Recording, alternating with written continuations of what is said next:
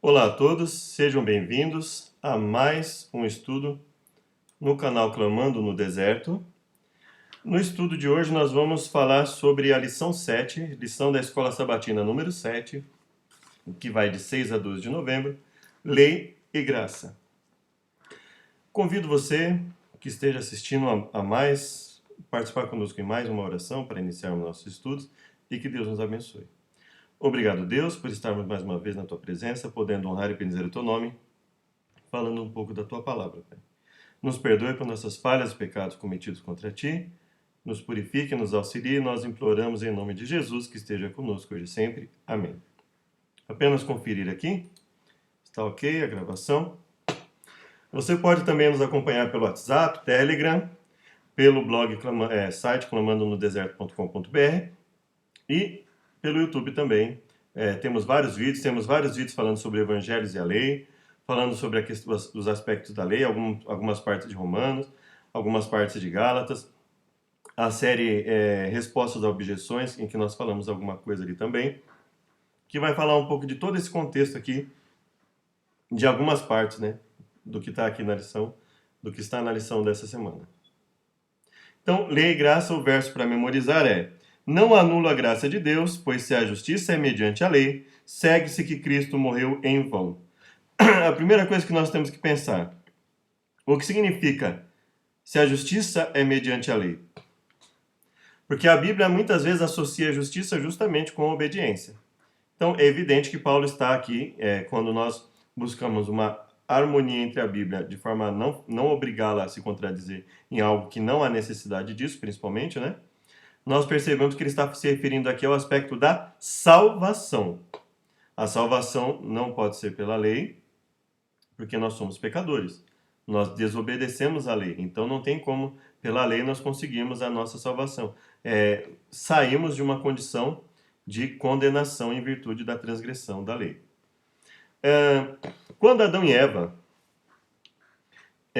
foram criados, Deus estabeleceu uma norma, dentre outras. Ele estabeleceu que eles não poderiam comer do fruto da árvore do bem e do mal. Como é que nós podemos dizer entre outras? Bom, no momento ali do contexto do pecado de Adão e Eva, Deus disse à serpente que ele condenaria a serpente, ele amaldiçoaria a serpente por ela ter mentido. Então havia um mandamento anterior à transgressão referente à mentira. Quando Caim assassinou seu irmão Abel, Deus o amaldiçoou também, Deus o condenou. E, portanto, havia um mandamento anterior ao assassinato. Anterior ao primeiro assassinato de seres humanos, já havia, portanto, o mandamento de não assassinar.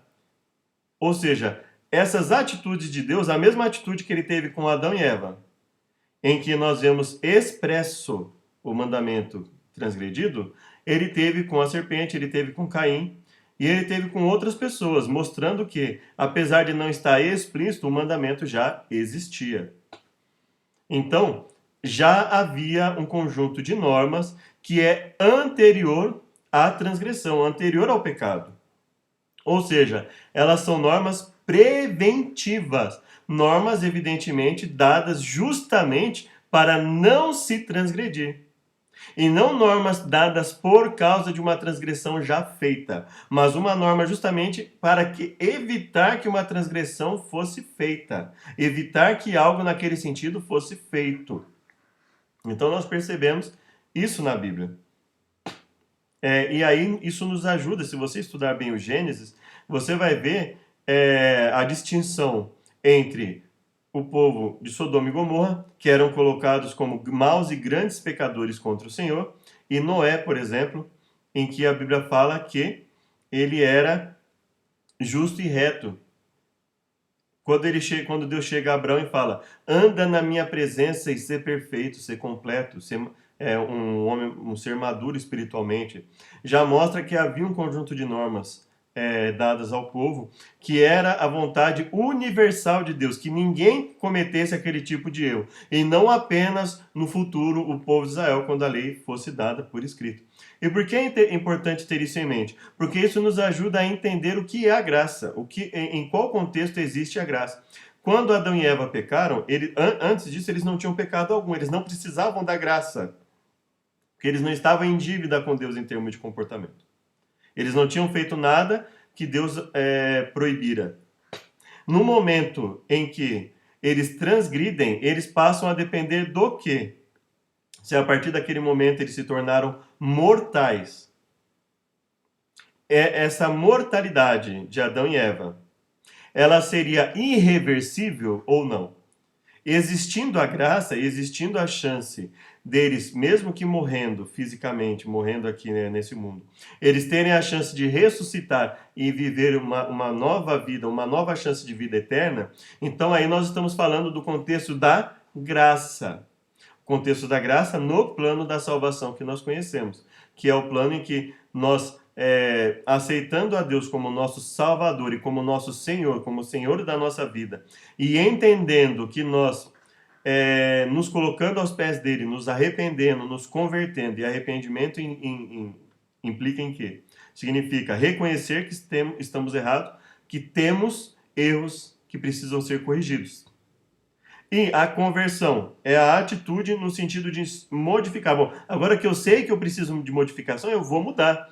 Eu vou, pelo poder de Deus, me converter os meus caminhos, mudar de rumo, mudar a minha ida deliberada e voluntária em direção ao erro.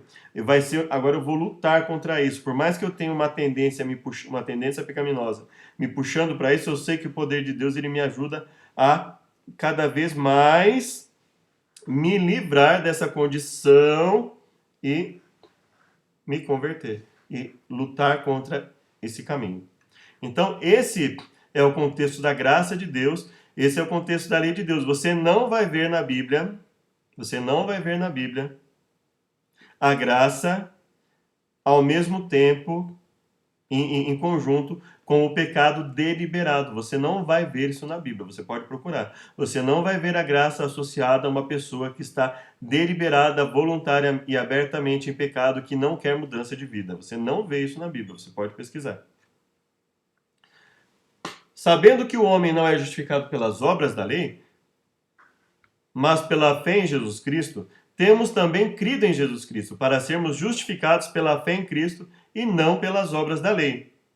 Porquanto pelas obras da lei nenhuma carne será justificada, pois se nós, que procuramos ser justificados em Cristo, nós mesmos também somos achados pecadores, é porventura ministro do pecado? De maneira nenhuma. Então, nós somos justificados em Cristo e ainda somos pecadores, apesar de estarmos lutando contra o pecado, nós somos pecadores. Jesus é ministro do pecado? Ele fala de maneira nenhuma. Se ele não é ministro do pecado, então ele não apoia o pecado. Isso é muito claro. E se ele não apoia o pecado, existe uma lei, até porque a nova aliança, ela é baseada no quê? Em introduzir a lei no coração. Então existe uma lei. Não existe essa história de que na nova aliança ou na aliança renovada não existe a lei, porque o próprio âmago da promessa da nova aliança ou da aliança renovada é introduzir a lei no coração das pessoas. E a introdução da lei no coração das pessoas é algo exclusivo dessa aliança nova ou renovada? Não, se você for olhar lá, desde o Gênesis, Deus fala em que o ser humano precisa introduzir a vontade dele na sua vida, na sua mente, no seu coração. E você vê Deus falando para o povo de Israel, para eles falarem a todo momento da lei, viverem a todo momento a lei, ser um bom testemunho, ou seja, introduzir a lei nos seus corações, circuncidarem os seus corações. Isso não é exclusivo da aliança renovada ou nova, mas ela sempre existiu. Já estou crucificado com Cristo e vivo não mais eu, mas Cristo vive em mim.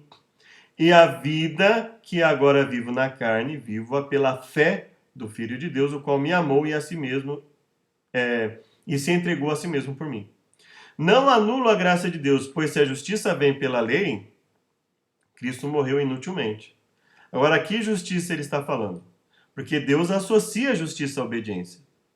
Agora, se você pensar, se a salvação, se a justiça plena que inclui a salvação, vem pela lei, Ou seja, se não há necessidade do sacrifício de Jesus, então ele morreu de forma inútil. Se eu não se basta em meio aos meus pecados, é basicamente isso que Paulo está falando. Se em meio aos pecados que eu tenho, basta eu seguir a lei naquilo que eu posso, e eu não preciso de mais nada para ser salvo, então Cristo morreu inutilmente. Se eu não preciso do sacrifício de Cristo, então ele morreu inutilmente. Agora, se eu preciso do sacrifício de Cristo para ser salvo, então eu não posso falar que em função da minha obediência que eu vou ser salvo, mas sim em virtude da salvação em Jesus Cristo, da graça oferecida pela morte de Jesus Cristo, é que eu tenho essa oportunidade. Ele seria o substituto do sacrifício de animais. Ele complementaria esse aspecto na lei, mas não os aspectos preventivos de obediência, porque ele é justamente o sacrifício pelos pecados. E se há pecado, há lei. E se há uma lei a ser seguida, então é óbvio que Deus quer que ela seja seguida. Não é? Ele quer dar o poder para que nós sigamos essa lei. E se ele vai nos dar o poder para seguir essa lei, gradativamente o pecado na nossa vida ele vai se tornando cada vez menos influente. Ou seja, nós vamos nos modificando e pecando gradativamente cada vez menos, lutando cada vez mais contra o pecado ele deixa de nos dominar, nós vamos ser cada vez menos sujeitos ao pecado. E qualquer que nele tenha essa esperança, purifica-se a si mesmo, como também ele é puro. Todo aquele que pratica o pecado transgride a lei. De fato, o pecado é transgressão da lei, ele é anomia, ele é ausência de norma. O pecado é a ausência de norma na vida do transgressor. O transgressor não reconhece a norma no momento em que ele está pecando. Ele não está vivendo a norma válida na vida dele quando ele está pecando. E se ele peca voluntariamente, deliberadamente, aí ele está jogando por terra toda e qualquer tentativa de mudança através do reconhecimento de que somos pecadores e que transgredimos a vontade de Deus é destruirmos a nossa própria vida e a vida daqueles que estão ao nosso redor. Filhinhos, não deixem que ninguém os engane. Aquele que pratica a justiça é justo, assim como ele, Jesus, é justo.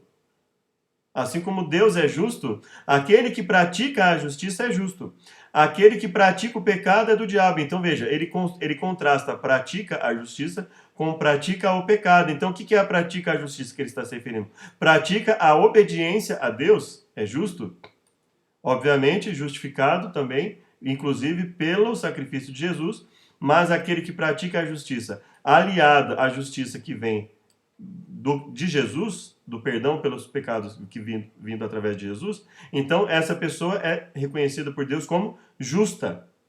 Agora, aquele que pratica o pecado, e ele contrasta exatamente pratica a justiça com pratica o pecado, deixando bem claro que o pratica a justiça, ele está dizendo, aquele que busca obedecer a Deus, que é salvo pela graça e, em virtude disso, ele busca praticar a justiça, esse é justo. Aquele que deliberadamente pratica o pecado, ou seja, ele não está lutando contra o pecado e eventualmente cai, mas ele pratica, ele tem o pecado como uma prática na vida dele, ele é do diabo.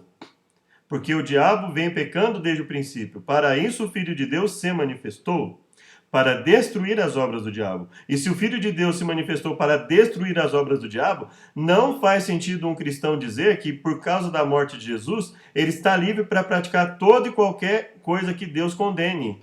Porque aí ele não estaria destruindo as obras do diabo, mas pelo contrário, dando ainda mais força para que as obras do diabo se perpetuassem na humanidade, permanecessem na humanidade. Todo aquele que é nascido de Deus não pratica o pecado, ele não vive em pecado. Porque a semente de Deus permanece nele. Ele não pode estar no pecado, ou seja, ele não é mais servo do pecado, porque é nascido de Deus. Então veja o contraste entre muitas vezes o que Paulo fala e o que os outros escritores falam, principalmente se você não busca harmonizar o que Paulo diz e sujeitar o que Paulo diz ao que já estava escrito antes dele, tanto de Gênesis a Malaquias, quanto por aquilo que teria sido dito pelo próprio Jesus, ensinado pelo próprio Jesus nos seus evangelhos e nas cartas dos outros escritores, como Pedro, Tiago, João. É isso que nós temos que ter em mente. O que existe hoje, infelizmente, é um grande paulinismo, não um cristianismo. Um paulinismo, as pessoas colocam tudo e todos sujeitos às cartas de Paulo, ao invés de sujeitar o que Paulo diz ao contexto maior da Bíblia como um todo. Qual era então o propósito da lei? Foi acrescentada por causa das transgressões. Eu pergunto para você, qual lei foi dada por causa das transgressões? As leis preventivas, que eram justamente para que não se transgredisse? Se você pensar por causa das transgressões, no sentido de por causa dos atos de transgressão que existiram, então não faz sentido você pensar nas leis preventivas por causa das transgressões, porque elas foram dadas justamente para evitar as transgressões. Quando eu digo para uma pessoa, não assassinarás, não dirás falso testemunho, não terás outros deuses diante do Eterno, não farás para ti imagem de escultura. É justamente para que a pessoa não cometa essa transgressão. Não faz sentido imaginar que Deus esperaria alguém cometer algo errado que ele não teria alertado para depois alertar essa pessoa de que aquilo é errado. Não faria sentido dizer que Deus esperou alguém assassinar, que ele teria esperado Caim assassinar para depois dizer que o assassinato era errado, que ele teria esperado a serpente mentir para dizer que mentir é errado. Não tem, veja que isso fere o que está lá claro no Gênesis. O próprio Deus mostrando que nunca foi a vontade dele, não só no Gênesis, mas na Bíblia inteira. O próprio Deus mostrando que isso não é a vontade dele para ninguém. Quando ele chega lá para o povo de Israel, ele fala, olha, tudo isso que esses outros povos fizeram me trouxe cansaço, enfado, desgosto. Ele está deixando claro, isso nunca foi minha vontade, não só para eles, isso nunca foi minha vontade para ninguém, nem para vocês, nem para eles, nem para ninguém. Deus deixa isso muito claro. E quando Deus pune a serpente, quando ele pune Caim, ele está deixando muito claro que já havia um conjunto de normas preventivas anteriores a isso. Isso basta a gente estudar o Gênesis e verificar. É parar de olhar, às vezes, o que os escritores dizem a respeito da Bíblia e ver o que ela mesma diz sobre si mesma. Eu acredito que isso é um ponto muito importante na nossa vida. Então vamos lá. Até que viesse o descendente a quem se referia a promessa, e foi promulgada por meio de anjos por mão de mediador. Contudo, o mediador representa mais um, Deus, porém, é um. Então a lei opõe-se às promessas de Deus? De maneira nenhuma. A lei nunca se opôs às promessas de Deus. Pois se tivesse sido dada uma lei que pudesse conceder vida, certamente a justiça viria da lei. Mas o que nós lemos lá quando Deus deu a lei, por exemplo? Ele dizendo que a lei obedecida traria para eles o quê? Vida. Obviamente, o que Paulo pode estar dizendo aqui é conceder vida eterna. A lei não poderia mais conceder a vida eterna para aquele povo. Por quê? Porque a lei sem a graça, obviamente, né? Sem a graça de Deus, aquela lei não poderia conceder. A única forma deles terem chance de ter a vida eterna, a promessa de vida eterna, era através do perdão de Deus, da graça de Deus considerar que apesar dos pecados deles, Deus os perdoaria e daria a eles a chance da vida eterna. Essa seria a única forma. Agora, a lei, a obediência à lei concedia a vida? Claro, é só você ler lá a Torá, é só você ler lá de Gênesis a Deuteronômio que você vai ver que a lei concedia a vida, sim. A obediência à lei concedia a vida, né? É óbvio que a lei escrita lá no papel, ela não vai conceder vida a ninguém. Agora, a lei praticada, ela concede vida, ela concede qualidade de vida, uma vida mais próspera, uma vida mais longa, com mais qualidade, uma harmonia melhor entre as pessoas. Então, agora, a vida eterna é só pelo perdão de Deus, só pela misericórdia divina, né? Mas a Escritura encerrou certamente a justiça, ou seja, a salvação, a vida eterna, viria da lei. Agora, a justiça vem da lei? Óbvio que vem da obediência à lei. A justiça no sentido de uma harmonia melhor entre as pessoas, mais condições de vida, reconhecendo isso também como justiça, é óbvio que vem da lei. Agora, a justiça no sentido de conceder a vida eterna, a salvação nesse sentido, aí ela não vem realmente da lei. Mas a Escritura encerrou tudo debaixo do pecado, a fim de que a promessa, que é pela fé em Jesus Cristo, fosse dada aos que creem. E, obviamente, aos que creem, desde que esses que creem efetivamente estejam dispostos a se arrepender e a obedecer. Antes que viesse essa fé, estávamos sob a custódia da lei, nela encerrados até que a fé que haveria de vir fosse revelada. Ou seja, até que todo o plano de Deus fosse confirmado através da morte de Jesus, né, nós ainda dependíamos de um aspecto da lei que era o que? Oferecer constantemente sacrifícios. Aí a lição fala da questão do sábado e a relação da graça de Deus, e que toda a Bíblia fala em lei e graça, como nós vimos, desde quando Adão e Eva pecaram, é necessária a graça, porque desde quando eles pecaram, foi necessária a misericórdia de Deus para permitir que eles tivessem a esperança da vida eterna. E o sábado, muitas vezes quando as pessoas falam com relação à lei, fica óbvio que elas estão falando em relação ao sábado. Porque se você falar para ela fazer o mesmo raciocínio que ela faz em relação ao sábado, com os outros mandamentos, não ter outros deuses diante de Deus, não adorar imagem de escultura, não tomar o nome de Deus em vão, honrar o pai e a mãe, não assassinar, não adulterar, não furtar, não dizer falso testemunho e não cobiçar, não fazer mexericos, não seguir a multidão para fazer o mal, não fazer negócios fraudulentos, que são todas normas que estão na Bíblia. Se você falar para ela em relação a qualquer uma dessas coisas, ela vai falar para você que é errado. Alguns não, né? Alguns estão indo para um cristianismo cada vez mais libertino, no sentido de que para eles, né, é indiferente. Você pode ser um cristão e continuar sendo, acho que na cabeça das pessoas, pode ser um cristão e continuar sendo um assassino, um traficante, e etc, etc, etc. Não é? Eles vão falar assim, a única diferença é que o pecado é diferente do deles. Né? E desculpa, mas não tem como. De onde a pessoa tirou isso, né? Que da Bíblia não foi, irmão. Você dizer que uma pessoa que está voluntariamente cometendo o erro é a mesma coisa de uma pessoa que está lutando contra o erro. E dizer que Deus considera da mesma forma, com a mesma gravidade, uma pessoa que furtou uma caixa de fósforo de uma pessoa que assassinou 20 pessoas, é óbvio que não.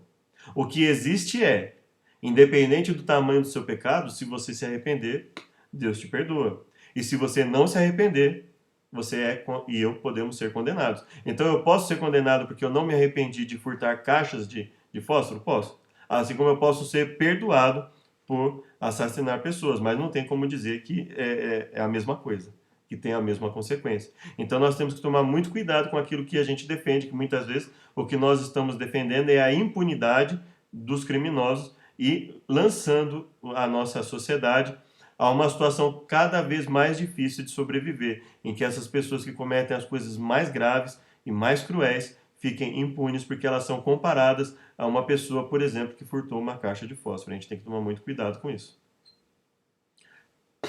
O caráter moral, e por que eu coloquei entre aspas aqui ético, nós já estamos na lição de domingo, a lei no céu. Quando a lição fala do aspecto do caráter moral, que eu coloco como ético aqui, por quê? Porque muita gente, quando fala o termo moral, eles, de uma forma, acho que até bastante ordenada, eles tentando, inclusive, ridicularizar o aspecto bíblico, colocam o aspecto moral como um aspecto interno de cada pessoa. E não é. Quando a Bíblia coloca essas normas, a intenção de Deus é clara no sentido de que isso fosse algo universal, universalmente praticado, feito por todas as pessoas. Ele não queria que ninguém colocasse o nome dele em vão. Ele não queria que ninguém oferecesse o filho para sacrificasse bebês para satisfazer os deuses criados pelos seres humanos. Ele não queria que as pessoas vivessem num ambiente em que a mentira estivesse tão enraizada que as pessoas dificilmente confiassem umas às outras, não é? Então, é óbvio que ele não queria isso. Então, quando nós pensamos em termos de moral, nós temos que pensar no sentido da universalidade das leis. As leis que Deus deu com a intenção de que isso fosse feito por todos e não só pelo povo de Israel. Aí nós temos aqui um texto de Ezequiel que foi dado ao governante de Tiro, mas que no decorrer do texto nós percebemos que Deus utiliza uma linguagem que evidentemente é uma hipérbole, ela não faz parte, ela não é característica desse governante. E aí a pergunta essa linguagem que a Bíblia usa, ela está se referindo a um ser fictício ou a um ser real?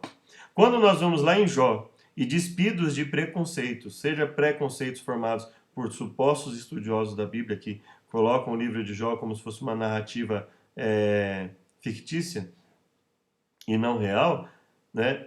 Aí essas pessoas acabam negando a realidade desse ser. Mas quando nós vamos lá e percebemos que existe um ser contrário a Deus, que se opõe a Deus na frente de todos ali, questiona a sabedoria de Deus, e esse ser é real, o Satan, Satanás, ou adversário, nós percebemos que quando nós juntamos as peças, começa a fazer bastante sentido que esse é um ser real e que esse, inclusive, teria sido o ser que foi usado ali para, que teria utilizado ali a serpente para enganar Eva.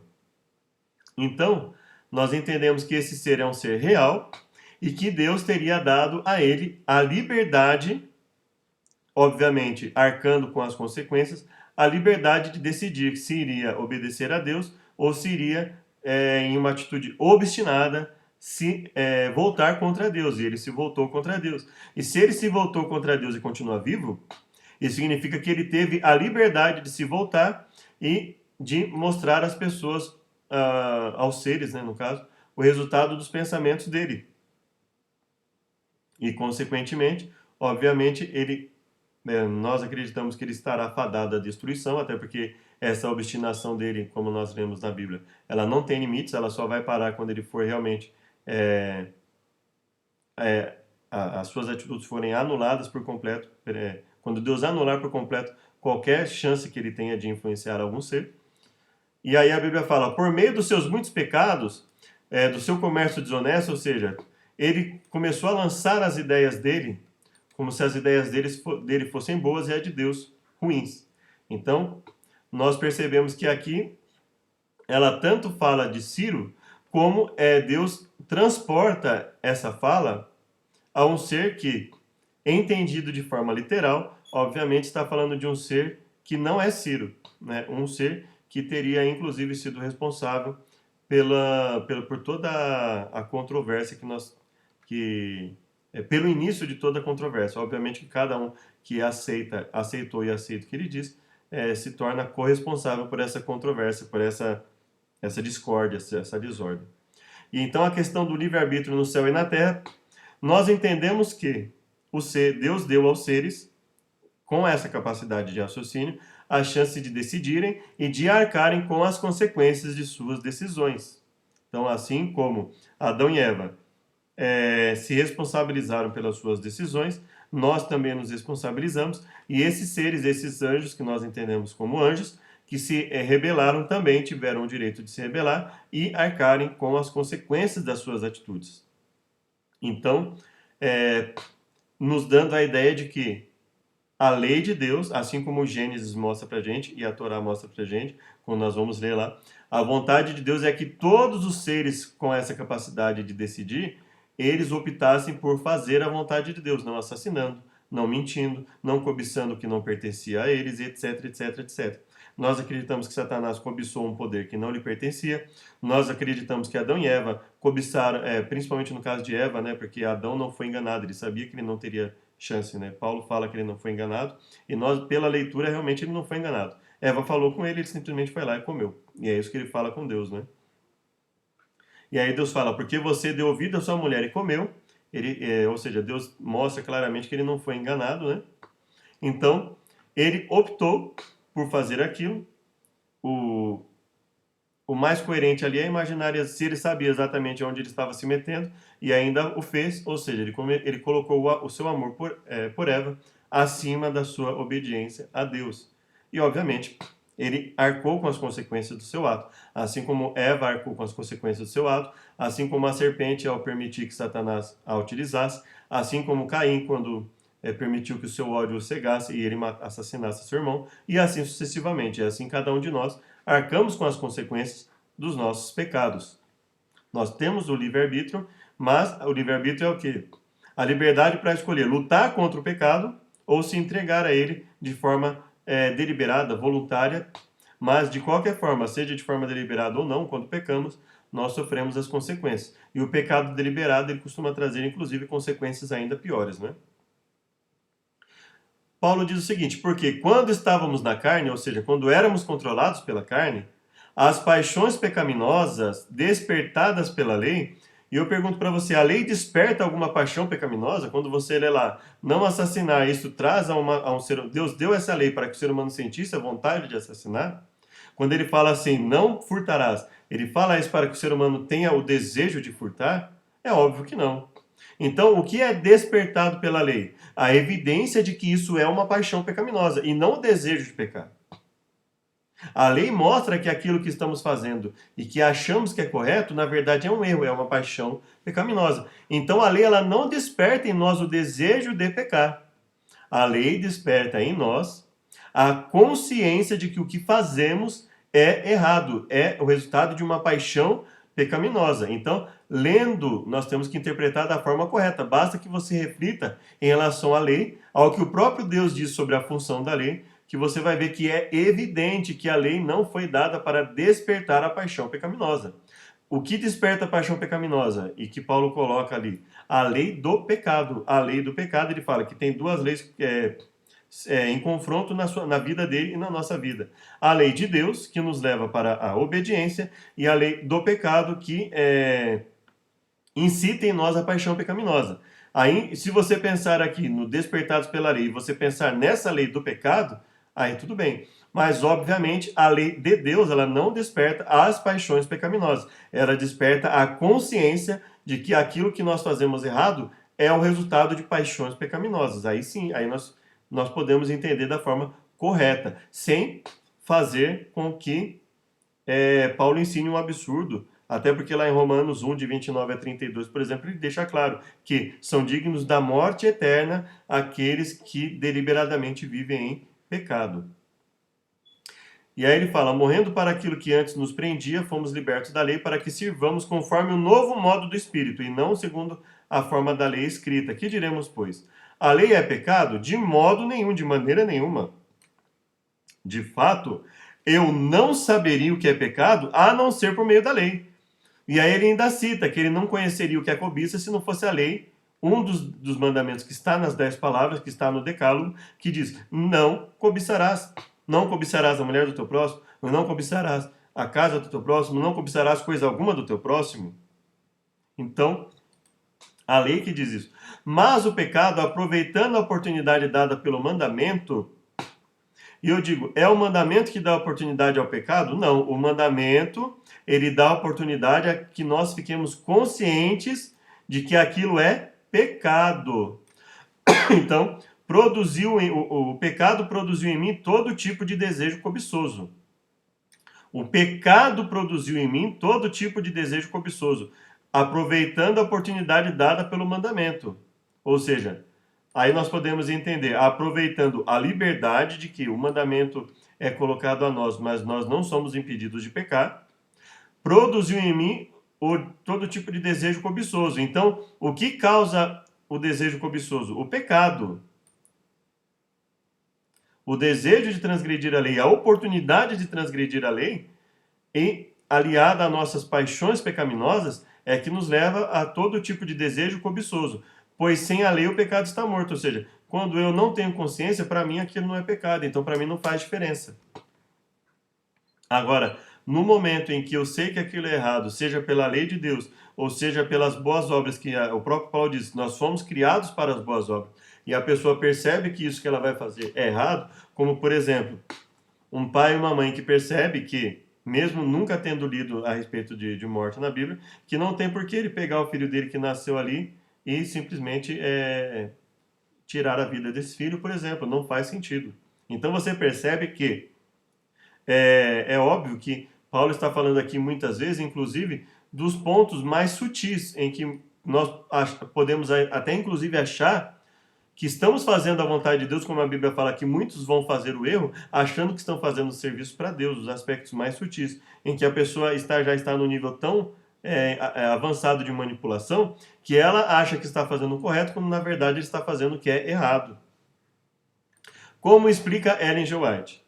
A vontade de Deus se expressa nos preceitos de sua santa lei. E os princípios dessa lei, nós vemos isso constantemente na Bíblia, o princípio de não usar aquilo que venha fazer mal à estrutura do meu corpo é dada lá quando Deus coloca Levítico 11, por exemplo, em que ele distingue os animais pelas suas características físicas. Ele fala, por tais características físicas, esses animais eu vou tolerar na alimentação de vocês, permitir, mas esses animais eu não vou permitir, pelas características físicas. O princípio de que eu não devo usar nada que prejudique a minha estrutura corporal, e que isso pode ser percebido na estrutura do que me é oferecido como alimento.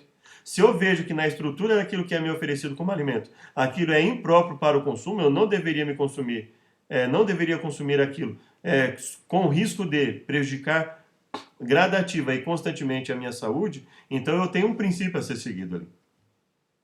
E os princípios dessa lei são os mesmos princípios do céu. Evidente que se Deus tem um grupo de normas para que haja harmonia, para que haja ordem, para que haja uma comunhão de propósitos entre os seres, é óbvio que essa lei não está restrita ao ser humano, mas a todo e qualquer ser inteligente a quem Deus deu o livre-arbítrio, a liberdade de escolher entre fazer o certo e o errado, obviamente, arcando com as consequências da oposição quando alguém se opõe a fazer a vontade de Deus. Os anjos celestiais não atingem mais alto conhecimento do que saber a vontade de Deus.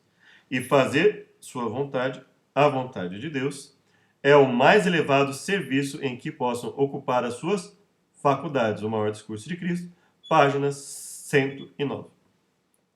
Segunda-feira, a lei em Deuteronômio. O que é citado continuamente e porque isso é tão importante para o povo? E esse é um ponto que é bom que nós demos uma atenção muito especial.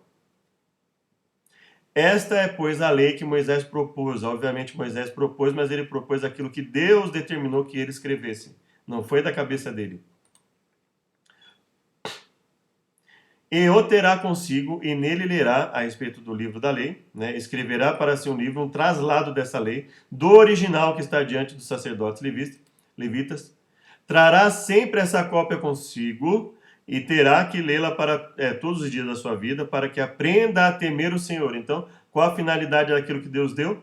Para que aprendam a temer o Senhor, seu Deus, e a cumprir fielmente todas as palavras desta lei e todos esses decretos. Isso fará que ele não se considere superior aos seus irmãos israelitas e não se desvie da lei. Então, para a lei, ela é uma proteção contra o orgulho e ela também é uma garantia de que você fazendo a vontade dele, de Deus, assim prolongará o seu reinado sobre Israel, bem como dos seus descendentes, ou seja, uma garantia de ordem, de harmonia, de manutenção das coisas estabelecidas. Então, nós vemos aqui não se desviar da lei, nem para a direita, nem para a esquerda. Marcelo, mas eu sou um cristão que tenho dificuldade em obediência. Então, aquele que tem falta de sabedoria, como diz Tiago, peça a Deus que a todos dá liberalmente. Só pedir para Deus e estar disposto a lutar contra o pecado. Né? O que nós não podemos é determinar que se eu não me sinto à vontade com alguma coisa que é dita, aquilo tem que parar de ser dito. Isso não pode, isso não existe. Não sou eu que determino o que Deus deve dizer ou não. Eu tenho que acatar o que Deus diz e buscá-lo para poder entender o que ele quer dizer efetivamente, o que ele quer dizer na sua palavra. E não no que outros estão falando a respeito dele, mas o que ele diz exatamente na sua palavra. Se vocês não seguirem fielmente todas as palavras dessa lei, escritas nesse livro, então se Deus está dizendo, se vocês não seguirem todas as palavras dessa lei, é porque ele está dando poder para que as pessoas sigam a tudo que está ali. E quando ele fala, por exemplo, se você pecar por ignorância, se você pecar por um descuido, aí isso é diferente de você deliberadamente, sabendo que isso é errado, agir como se não existisse uma lei, que esse é o pecado deliberado, esse é o pecado voluntário.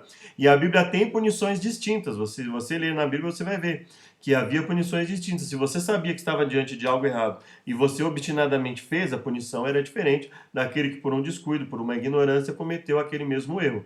Então a Bíblia, ela dá claramente essa distinção. E a Bíblia mostra para nós que se ele pede, se ele manda, né? Que é para seguir. Ele fala, se não seguirem e não temerem o nome glorioso e terrível do Eterno, ele, o Eterno, o nosso Deus, enviará pestes terríveis sobre vocês e sobre os descendentes, desgraças horríveis e prolongadas, doenças graves e persistentes. É tão grave a ponto que ele não está pedindo. Ele está falando assim, se você quer viver aqui junto com o povo que eu estou estabelecendo para ser um povo que é testemunha aos outros povos, então você não pode se afastar da lei, de nada do que ela diz. E se ele está falando isso é porque ele está dando poder para que as pessoas obedecessem, óbvio. Né? Se essa é uma condição, e se ele fala que a lei é uma testemunha contra as pessoas, é óbvio que ele está deixando claro, olha, com o meu poder não tem como vocês se apartarem da lei. Eu, Senhor teu Deus, te fará prosperar em toda a obra das suas mãos, em tudo que as suas mãos fizerem, abençoará tudo. Se vocês obedecerem ao Senhor, ao seu Deus, guardarem os seus mandamentos e decretos que estão escritos nesse livro da lei, e se voltarem para o Senhor, para o seu Deus, de todo o teu coração, com toda a tua alma, vida ou morte.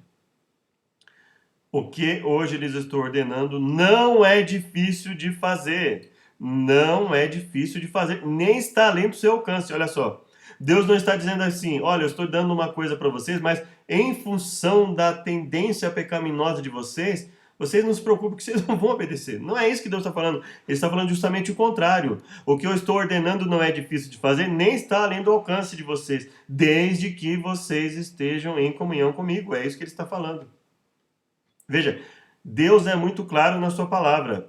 E se você quer saber o que ele realmente fala sobre o poder que ele dá para que nós deixemos o pecado deliberado, a obstinação, e apoiar o pecado deliberado e voluntário de outras pessoas, como muitos estão apoiando, é só você seguir o que está na palavra dele. E aí você vai ver o que ele realmente fala a respeito do poder para obedecer à sua própria lei. Ele está falando, ele conhece a lei que ele deu para as pessoas. Para que ouçam e aprendam a temer o Senhor, o seu Deus, e sigam fielmente todas as palavras desta lei. Deuteronômio 31, de 11 a 13, essa é uma parte. E aí ele fala assim, e não só isso, vocês têm que seguir fielmente todas as palavras dessa lei, ou seja, ele não admite a obstinação, o pecado deliberado, a nenhuma das coisas que ele determinou. Nem em relação ao alimento, nem em relação ao vestuário, nem em relação aos comportamentos, em relação a nada. Então, quando alguém diz assim, eu não preciso seguir o que Deus fala em relação ao alimento, ele está dizendo que ele não precisa seguir fielmente todas as palavras do que Deus estabeleceu. Ele está dizendo que existem coisas que Deus não dá atenção, e Deus diz, é para seguir fielmente a tudo, a todas as palavras que eu coloco, que eu estabeleço.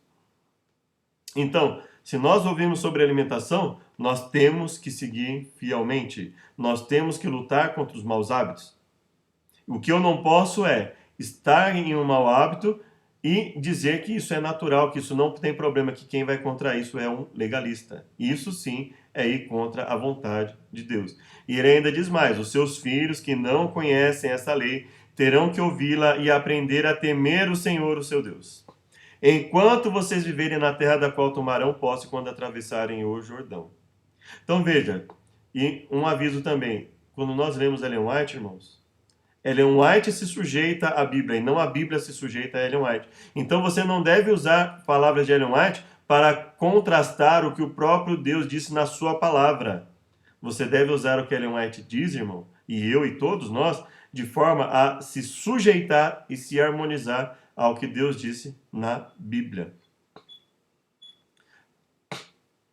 Guarde no coração todas as palavras, guarde no coração todas as palavras que hoje lhes declarei solenemente, para que ordenem aos seus filhos, obedeçam fielmente a todas as palavras dessa lei.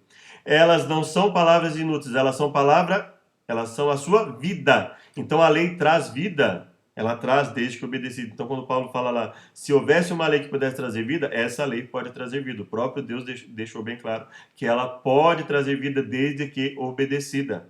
Ela não pode trazer o quê? A vida eterna, porque para isso, corrigindo, os aspectos preventivos dessa lei não podiam levar à vida eterna, mas Deus deixa claro que o sacrifício oferecido permitiria o perdão dos pecados. E como Deus não mente, se ele diz que os sacrifícios oferecidos permitiam o perdão dos pecados, então a reunião dos aspectos preventivos dessa lei, com os aspectos remediativos, que era o perdão pelos pecados cometidos e o oferecimento de sacrifício, traziam sim vida a essas pessoas, inclusive a vida eterna.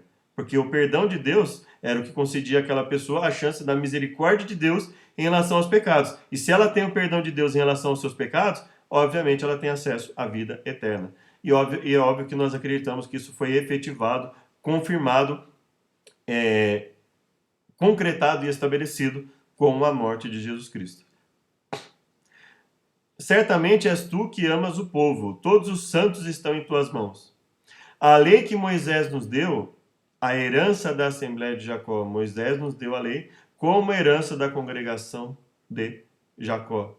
Então veja, a lei é uma herança, a lei é vida, a lei é paz, a lei é harmonia, é isso que a lei de Deus representa. Então, a graça ela não pode representar que nós possamos liberalmente definir o que vamos obedecer ou quando obedecermos.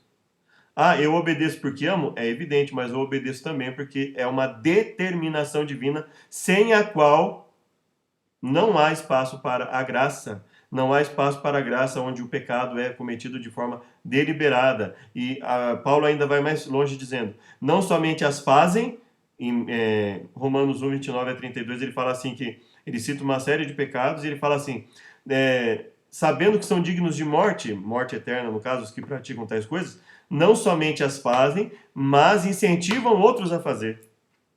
Isso não cabe no contexto da graça divina. Mesmo a leitura mais superficial do livro de Deuteronômio mostra como a obediência à lei era crucial para a nação de Israel e é crucial para nós. Obedecer era e é parte na aliança, sempre foi. Não é diferente agora. A graça de Deus nos salva a parte das obras da lei, ou seja, mesmo nós não conseguindo obedecer plenamente à lei de Deus, mesmo nós sendo pecadores, a partir do momento que nós nos achegamos a Deus e pedimos o perdão pelos pecados, em função desse perdão, ele nos concede a salvação em Cristo Jesus e exige de nós que, como salvos, obedeçamos por amor, que desenvolvamos o amor e obedeçamos. Por isso, nenhuma carne será justificada diante dele pelas obras da lei, porque pela lei vem o conhecimento do pecado. E só a lei ali, ela nos traz o conhecimento do pecado. Mas a lei, com o poder de Deus, ela é uma ferramenta de Deus para que nós vençamos o mal, vençamos aquilo que destrói a nossa vida. Então, a lei de Deus, associada ao poder dele para vencer o pecado, ela é liberdade, ela é vida. E não apenas um revelador do pecado. Porque todos pecaram e destituídos estão da glória de Deus. Todos pecaram. Ou seja, ele não está dizendo aqui, por causa do pecado de Adão e Eva, a sua tendência pecaminosa tornou impossível obedecer. Não, ele está simplesmente falando um fato. Todos pecaram e destituídos estão da glória de Deus. Mas podemos ser justificados gratuitamente pela sua graça, pela redenção que é em Cristo Jesus, pela remissão dos pecados dantes cometidos sob a paciência de Deus. Concluímos, pois, que o homem é justificado pela fé sem as obras da lei. Ele está abordando aqui o fato de que nós não podemos obedecer de forma perfeita à lei de Deus. Então, vamos depender sempre em um ou outro momento, seja no passado, no presente ou no futuro, da misericórdia de Deus. E isso é a garantia da nossa salvação, o perdão pelos nossos pecados. E não aquilo que nós conseguimos obedecer, mas principalmente o perdão por aquilo que nós não conseguimos obedecer é o que nos traz a salvação pela graça. Obviamente, ele não está dizendo aqui que, em função disso, eu não preciso obedecer. Anulamos, pois, a lei pela fé. Ele está falando aqui da lei de Cristo? Não, ele está falando da lei que... Essa lei que eles falam aqui, ó, sem as obras da lei. É dessa lei que ele está falando. Ele está preocupado aqui em que as pessoas o ouvissem falar a respeito da lei e tivessem uma noção errônea do que ele estaria falando. E ele fala, então eu estou anulando a lei de Deus pela fé? De forma alguma. Estou estabelecendo a lei de Deus no seu devido lugar. Ou seja, A partir do momento que eu não obedeço à lei perfeitamente, a partir do momento que eu sou um pecador, eu preciso reconhecer isso, eu preciso reconhecer que a misericórdia de Deus, não só que me leva pela misericórdia de Deus, eu posso sair de uma condição de pecado deliberado para um arrependimento genuíno e obediência, mas inclusive perdoar pelos pecados que eu tenha cometido no passado e que eu ainda venha a cometer. A graça nos redime, não temos como alcançar a salvação sem ela. A lei mostra o real relacionamento com Deus pela fé. A lei, você visualiza como pode ser a sua vida em um relacionamento verdadeiro com Deus. Apocalipse 14:12, aqui está a paciência dos santos, aqui está os que guardam os mandamentos de Deus e a fé em Jesus. Aqui a lição fala, né? Satanás também pecou. O uso dessas palavras no contexto do céu confirma a existência de uma lei ali? Sim, né? Quando nós olhamos para o contexto da lei no céu, quando nós olhamos a finalidade da lei, principalmente nos seus aspectos preventivos, nós percebemos que em qualquer lugar onde haja seres com capacidade de decisão entre o bem e o mal, e que Deus conceda o livre-arbítrio, todos esses lugares serão passíveis de lei. Terça-feira, 9 de novembro, Letovlak, para o seu bem. Os céticos que procuram razões para rejeitar a Bíblia apontam para algumas palavras fortes de Deus que aparecem no conhecido Antigo Testamento, que são os livros de Gênesis, que nós entendemos como de Gênesis a Malaquias. Na Bíblia Católica terá 7 livros a mais, na nossa terão 39, na deles 46. Mas que basicamente são os livros de Gênesis a Malaquias. A ideia é que Deus, nesses livros, era severo, vingativo e mesquinho, em contraste com Jesus. Esse não é um argumento novo, mas é tão falho agora como era quando foi promovido há muitos séculos. A falha está principalmente em não reconhecer que Jesus cobrava a obediência, cobrava a justiça no que diz respeito à prática de obras, assim como era no chamado Antigo Testamento, com a diferença que Jesus ele introduz novas formas de compreender, em que ele fala, por exemplo, do aspecto de normas que foram dadas por causa da dureza do coração dos seres humanos, e que, portanto, não era assim desde o princípio. Então ele deixa claro que aquele tipo de norma não iria persistir mais, que o ser humano não iria mais obedecer daquela forma, como, por exemplo, a questão de dar carta de divórcio por qualquer motivo. Ele fala, isso foi permitido por causa da dureza do vosso coração. Mas, no princípio, não era assim. Naquele mesmo tempo me disse o Senhor, alisa 2 tábuas de pedra, como as primeiras, e sobe a mim ao monte, faz uma arca de madeira. E aí, fala da questão de todo o aspecto da lei, como deveria ser produzido, os auxílios que Deus que haveria, o preparo da tribo de Levi para o trabalho exclusivo no ministério de Deus. E aí, o que é dito?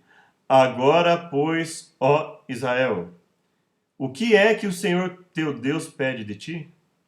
Senão que temas o Senhor teu Deus, que andes em todos os seus caminhos, e se ele fala andes em todos os seus caminhos, é porque ele dá a condição de andar em todos eles, ou seja, não existe justificativa para o pecado deliberado em nenhum aspecto da vida humana, seja ele na alimentação, seja ele no vestuário, seja ele no comportamento em casa, na escola, no trabalho, seja ele em qualquer aspecto que for. Não há espaço para o pecado deliberado, irmão. Se nós somos vencidos por uma falha, por um pecado, nós temos que reconhecer, isso é errado, e nós temos que continuar a luta. Não é dizendo que isso é perfeccionismo, que isso é legalismo, que nós vamos vencer. Pelo contrário, as igrejas que se aventuraram a chamar de legalismo a busca de obediência a Deus em todos os aspectos, até naqueles que parecem mínimos. Eu não sei como é que uma pessoa olha para o aspecto de alimentação, por exemplo, em que uma grande parte das doenças é causada por maus hábitos, inclusive de alimentação, e diz que a alimentação é um aspecto secundário na vida do cristão. Muito cuidado com o tipo de cristianismo que é pregado a você na sua igreja, seja ela qual for. Eu estou falando do cristianismo como um todo. que andes em todos os seus caminhos e o ames, e sirvas ao Senhor teu Deus com todo o teu coração e com toda a tua alma, que guardes os mandamentos do Senhor e os seus estatutos que hoje te ordeno para o teu bem. Ou seja, o que Deus espera de você? Ele quer que você o obedeça em tudo que ele está falando, porque isso é para o teu bem, é para o meu bem, é para o nosso bem. Deixar de comer aquilo que nos prejudica é para o nosso bem. Deixar de falar palavrões, deixar de falar palavras que nos remetam constantemente ao incentivo a uma degradação do ato sexual. Você já parou para pensar que palavrão ele tem a ver com você falar de órgãos sexuais, você falar do produto do ato sexual, você xingar a mãe de alguém de prostituta? E tem gente que acha positivo falar isso, acha que não tem problema nenhum você, eu vou extravasar falando. A pessoa não tem vocabulário.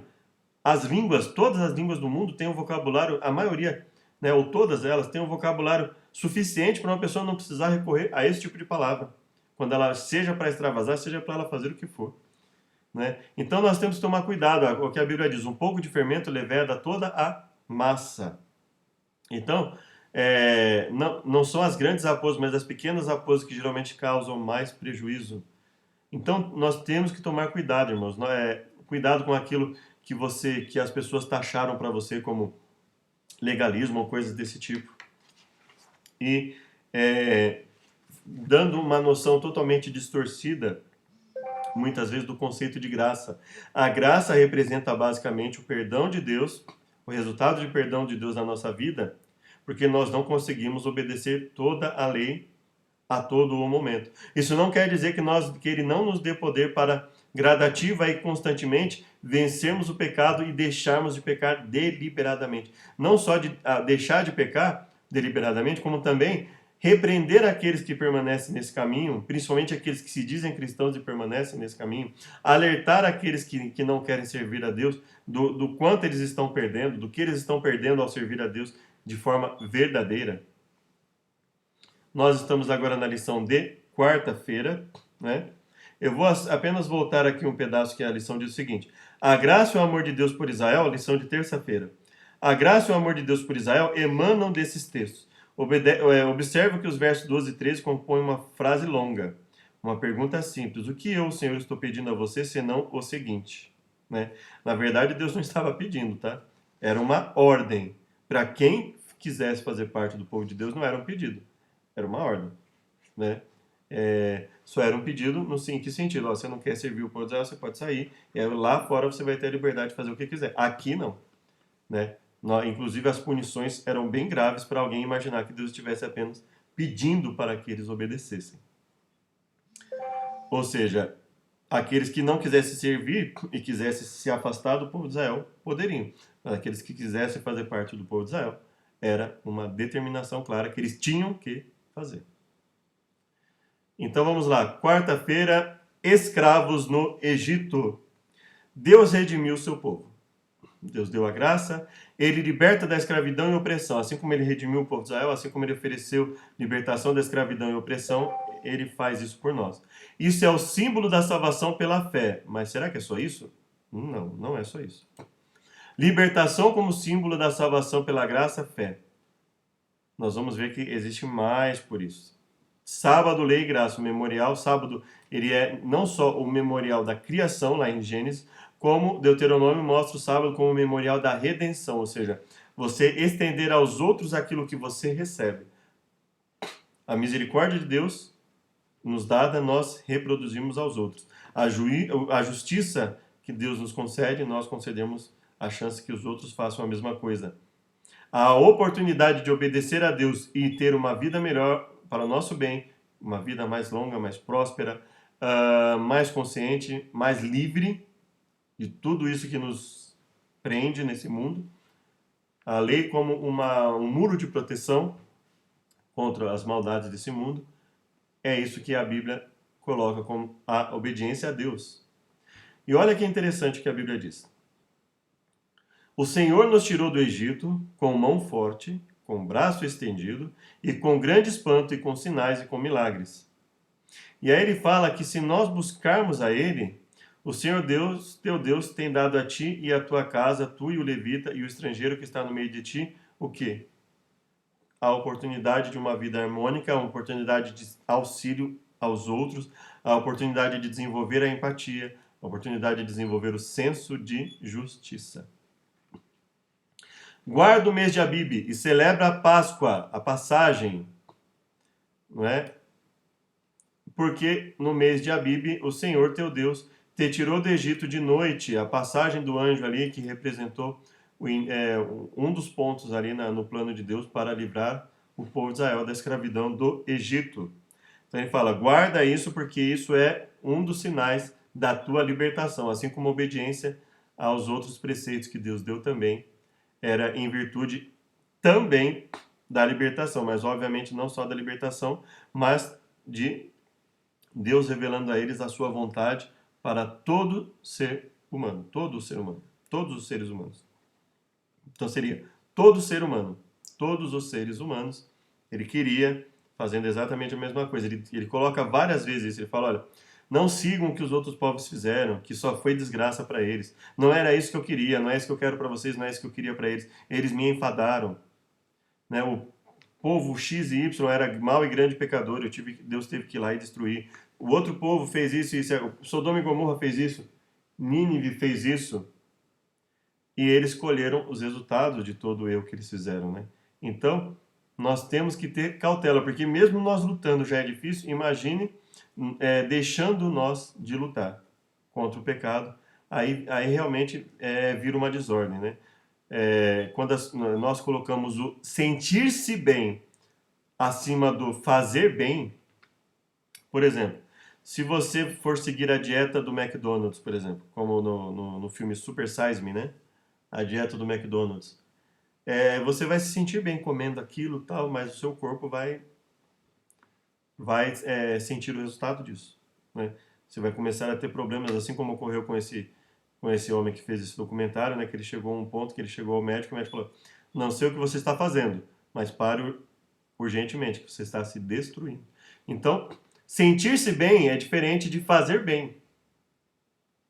Uma pessoa pode se sentir bem com um entorpecente, mas isso não está fazendo bem para a saúde dela, pelo contrário, está destruindo não só o seu corpo, mas a sua capacidade de decisão. Meu povo, o que foi que eu fiz contra você? Fui muito exigente? Responda-me. E Deus faz uma pergunta retórica. Ele fala, fui muito exigente, porque lá no começo ele já tinha falado, olha, eu não estou pedindo nada difícil de fazer. Eu não estou pedindo algo que está além da capacidade de vocês. Então, quando ele pergunta, eu fui muito exigente, ele está fazendo uma pergunta retórica. Ele está, na verdade, fazendo uma ironia até, né? Por que ele fala, fui muito exigente, responda-me? Porque ele sabe que se eles responderem que foi muito exigente, eles estão mentindo. Porque Deus falou, olha, eu sempre dei o poder, vocês é que obstinadamente fizeram o errado. Eu tirei vocês do Egito, redimi o povo da terra da escravidão, enviei Moisés, Arão, Miriam para conduzi-lo. Ele fala, quer dizer, o que vocês estão fazendo? É isso que Deus coloca. Hoje em dia, provavelmente a resposta seria não para Deus, porque as pessoas não teriam coragem de falar isso para Deus, mas elas falam para nós. Ah, você está nos mostrando um Deus muito exigente. Pela fé, celebrou a Páscoa e fez a aspersão do sangue para que o destruidor não tocasse nos filhos mais velhos dos israelitas. Pela fé, o povo atravessou o Mar Vermelho como em terra seca, mas quando os egípcios tentaram fazê-lo, morreram afogados. Pela fé, caíram os muros de Jericó depois de serem rodeados durante 7 dias. Então Deus fala, olha, pela fé, o povo de Deus alcança o impossível. E se o povo de Deus pela fé alcança o impossível, qual o medo de buscar obedecer a Deus no melhor que nós podemos obedecer? Em tudo que Ele nos manda, buscarmos fazer o nosso melhor sempre e lutarmos contra todo e qualquer pecado deliberado. Percebe que existe uma contradição quando nós, pela fé, vemos Deus fazendo o impossível na vida de povos inteiros? E ao mesmo tempo nós dizemos que não é possível Deus atuar na nossa vida de modo que nós lutemos e vençamos cada vez mais os pecados deliberados na nossa vida? E aí a lição ela coloca aqui, por isso que eu falei para vocês lá no começo, quando a lição coloca que isso era uma figura da salvação pela fé, e aí eu disse que não era só isso, então vamos ver. O próprio Paulo, quando ele coloca isso, ele fala assim, olha, eu estou dizendo isso, mas na verdade é para vocês, povo de Deus, nós, ficarmos atentos, que eu não estou falando isso só para dizer assim, ah, Deus salvou vocês pela graça mediante a fé. Não é isso que eu estou falando apenas. Olha o que ele fala. Contudo, Deus não se agradou da maioria deles. Por isso seus corpos ficaram espalhados no deserto. Essas coisas ocorreram como exemplos para nós, porque foi em função da desobediência obstinada que eles não tiveram a chance de entrar na terra prometida. Essas coisas ocorreram como exemplos para nós, para que não cobicemos coisas más como eles fizeram. Para que não sejamos idólatras, como alguns deles foram, conforme está escrito. O povo se assentou para comer e beber e levantou-se para se entregar à farra. Para que não pratiquemos a imoralidade, como alguns deles fizeram, e num só dia morreram 23.000. Não devemos pôr o Senhor à prova, como alguns deles fizeram e foram mortos por serpentes. E não se queixem, como alguns deles se queixaram e foram mortos pelo anjo destruidor. Essas coisas, tudo que ele falou e muitas outras, essas coisas aconteceram a eles como exemplos e foram escritas como advertência para nós. Veja que não é apenas a questão da salvação pela graça mediante a fé, pelo contrário, estou falando, isso é para nós não colocarmos na nossa cabeça que a graça nos isenta da obediência. Pelo contrário, a desobediência pode ser tão prejudicial a nós como foi a eles. Essas coisas aconteceram a eles como exemplos e foram escritas como advertência para nós sobre quem tem chegado o fim dos tempos. Assim, aquele que julga estar firme, cuide-se para que não caia, ou seja, aquele que está firme permaneça na comunhão com Deus, para não cair no pecado deliberado. Não sobreveio a vocês tentação que não fosse comum aos homens. E Deus é fiel, ele não permitirá que vocês sejam tentados além do que podem suportar. Isso aqui é uma afirmação mais categórica do que essa no que diz respeito a lutar contra o pecado e vencer todo e qualquer pecado deliberado. Não estou dizendo que é fácil, não estou dizendo que é da noite para o dia, mas que é possível vencer a todo e qualquer pecado deliberado, para que isso deixe de ser algo deliberado na nossa vida, que passe a ser algo que, mesmo que nós venhamos a cair, eventualmente, e não constantemente, porque senão não faz diferença entre você ser um cristão e não ser, se o poder de Deus não traz nenhuma mudança na sua vida. Se você continua tão desrespeitoso com Deus, tão pecador quanto você era quando você aceitou a Jesus, então alguma coisa está errada na sua vida. E eu não vou dizer que está errada na minha, porque eu não faço isso. Eu tenho coisas a vencer sim, mas a minha vida está muito longe de ser aquilo que era quando eu entrei na fé. Por quê? Porque Deus me dá o poder e eu me aproprio desse poder. E eu agarro com todas as minhas forças e luto contra os erros que venho a cometer. Mas quando forem tentados, ele lhes providenciará um escape para que possam suportar. Isso, irmãos, é pregar a Bíblia. O resto é pregar falácias, mentiras, narrativas que não são apoiadas pela Bíblia. É desenvolver raciocínios que não são apoiados pela Bíblia. Deus diz o quê? Eu sou Deus zeloso que castiga os filhos pelo pecado de seus pais até a terceira e quarta geração. A Bíblia fala visita, né? Ou seja, que permita as consequências do pecado dos pais nos filhos. Mas a Bíblia fala que, em termos de morte, ele fala, cada um morre, cada um é responsabilizado pelo seu próprio pecado. Mas trato com bondade até 1000 gerações os que me amam e guardam os meus mandamentos. O que Deus está dizendo é o seguinte, ainda que haja consequência em função dos próprios erros dos pais em relação às consequências aos filhos, doenças, né? Um pai e uma mãe que venha fumar enquanto a mãe está grávida, evidentemente isso pode e frequentemente causa problema no filho e por aí afora. Pais que deixam os filhos assistirem o que querem dentro de casa para não ter que mudar a sua própria vida, aquilo que eles assistem, aquilo que eles vivem, vai ter consequências na vida do filho em função do erro do pai, mas Deus vai levar em conta o que o filho faz em função do que, a partir do momento que ele tem condição de decidir por si mesmo. Ou seja, Deus não vai considerar como uma pessoa abominável, por exemplo, um filho, pelo fato de que os pais estão levando ele para o mau caminho.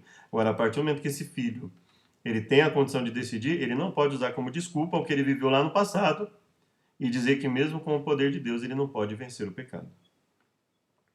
Lembra-te de que foste escravo no Egito e que o Senhor, seu Deus, o teu Deus, te tirou de lá com mão poderosa e com braço forte. Por isso o Senhor, o teu Deus, te ordenou que guardes o dia de sábado. Então ele está dizendo o seguinte, olha, você vai guardar o sábado porque eu criei o mundo em 6 dias e no 7º dia eu cessei minhas atividades e deixei como exemplo para vocês, e por isso eu não só cessei as atividades, como eu separei o sábado para um propósito sagrado, declarei o sábado sagrado, eu abençoei esse dia, eu dei uma bênção especial sobre a cessação das atividades. Então Deus disse claramente, olha, 6 dias da semana são consagrados, são separados para o trabalho e as atividades seculares. E o 7º dia, Deus separa para a cessação de todas essas atividades e viver uma vida e focar em atividades no sentido espiritual. E aí ele fala, e vocês também vão ter misericórdia das outras pessoas também, assim como eu estou tendo de vocês. Vocês vão ajudar o servo, a serva, o estrangeiro, o animal, os outros seres inclusive, né? E aí ele fala, pois as boas novas foram pregadas também a nós, tanto quanto a eles. Mas a mensagem que eles ouviram de nada lhes valeu, pois não foi acompanhada da fé por aqueles que a ouviram. E geralmente a Bíblia fala que algo não foi acompanhado de fé quando? Quando existe desobediência voluntária. Você pode olhar isso na sua Bíblia. Ao que está associado à falta de fé? A desobediência voluntária, a obstinação. Quinta-feira, não por causa da sua justiça. E aí, um ponto que é muito mal compreendido, muitas vezes, inclusive, por nós cristãos. O tema da justificação pela fé é central na religião cristã e bíblica. O que diz a Escritura? Abraão creu em Deus e isso lhe foi atribuído por justiça. E o que Tiago fala sobre isso? Em função disso, ele fez o quê? Ele agiu, ele produziu obras. Ele agiu. Então não existe fé sem obras na Bíblia. Ellen G. White expressou isso da seguinte maneira: o que é a justificação pela fé?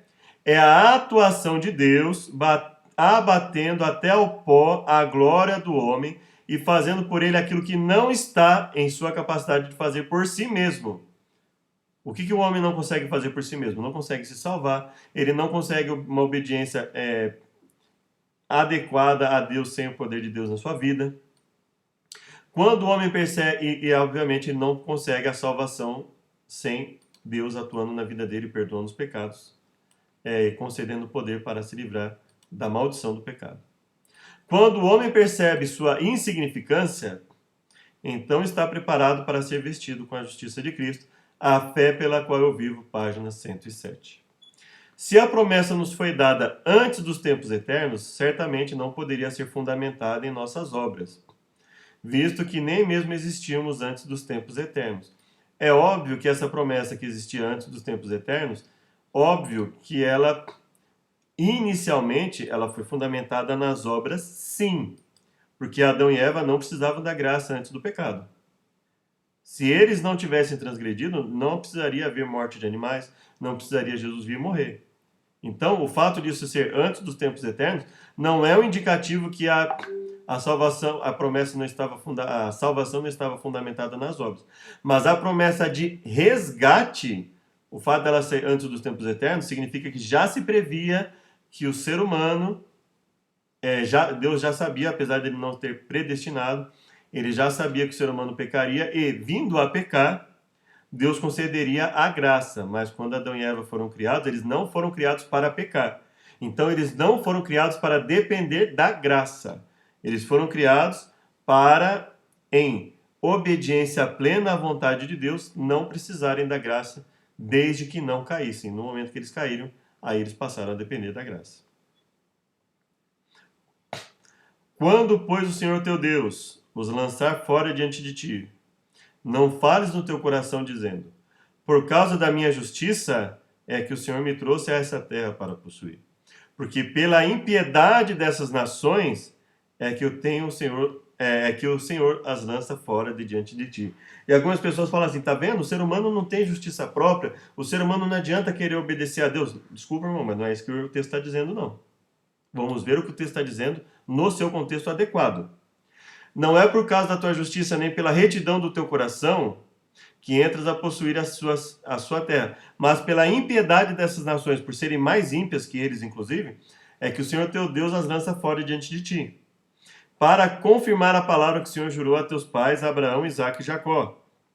Sabe, pois, que não é por causa da tua justiça que o Senhor teu Deus te dá a boa terra para possuí-la, pois tu és povo obstinado. É isso que Deus está falando. Ele está falando, vocês, apesar de eu ter dado a lei para vocês desde lá do começo, apesar de eu ser, porque a lei não se tornou possível de ser seguida só quando Deus falou. Ela já era possível de ser seguida sempre. Então Deus está falando, porque vocês são obstinados, apesar de eu dar para vocês o livramento, apesar de eu conceder milagres, vocês se rebelam constantemente, vocês são um povo obstinado. É isso que Deus está, por isso que ele fala, não é por causa da justiça de vocês, não é porque vocês estão cumprindo com o que vocês falaram de obedecer, que vocês me prometeram que vocês iriam obedecer, e vocês continuaram desobedecendo, desobedecendo, desobedecendo. Então não é porque vocês tenham a disposição em obedecer, porque vocês não estão tendo, vocês são um povo obstinado. É isso que Deus está falando. Deus não está dizendo assim que, mesmo quando o ser humano quer servir a Deus, ele não consegue. Não é isso que o texto está dizendo, irmãos. Ele está deixando claro que o povo, por ser obstinado, por mesmo Deus concedendo todas as chances de obediência, ele muitas vezes resiste à obediência, que por isso que Deus fala, não é por causa da justiça de vocês que eu estou colocando vocês aqui, mas pela impiedade dos outros povos, pelos outros povos também não quererem se arrepender. E Deus havia dito para eles que se o povo de Israel não buscasse servir a Deus, o que aconteceria? A mesma coisa, eles também seriam escravizados e por aí afora. É isso que Deus deixa claro na palavra dele, irmãos. Então, ele não está dizendo aqui que o legalista a pessoa que quer servir a Deus é um legalista. Pelo contrário, Deus está fazendo uma dura crítica ao povo de Israel por, em meio a tudo que ele fez, ainda assim estar obstinado. Aí aqui falando sobre os 144 mil, né? É um contraste entre os 144 mil e aqueles que estavam servindo a besta e andando conforme a vontade de Babilônia. Ele fala assim, mentira nenhuma foi encontrada em suas bocas, são imaculados. Então ele compara, aquele que serve a Deus, ele busca servir de tal forma que naquilo que ele é, ele pede perdão, então ele se torna uma pessoa irrepreensível. Por quê?